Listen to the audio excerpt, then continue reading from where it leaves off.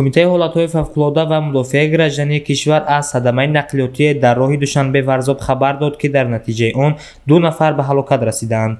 9 сентябри соли равон тахминан соати 11:42 вақти маҳаллӣ дар километри 66 роҳи мошингарди душанбе варзоб мошини сабукрави тамғаи Мерседес Бенз, ки ба як сокини 37-солаи деҳаи Лакати шаҳри Истарафшани вилояти Зуғ мутааллиқ буд, ҳангоми ҳаракат аз самти Хуҷанд ба Душанбе бо мошини боркаше, ки соҳибаш як сокини 33-солаи шаҳри Ҳисор буд, бархӯрд.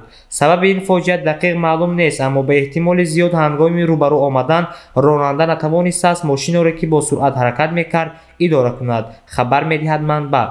гуфта мешавад, ки дар натиҷаи ин садама 2 мусофири мошини Мерседес Бенз, ки яке 64-сола ва дуюми 79-сола, ҳарду сокинони шаҳри Истарафшани вилояти Суғд буданд, ба ҳалокат расиданд. Ронандаи Мерседес Бенз ва 2 мусофири дигар, ки ҳамагӣ зода ва сокинони Истарафшан мебошанд, бо ҷароҳатҳои гуногун ба бемористони ноҳияи Варзоб интиқол дода шудаанд.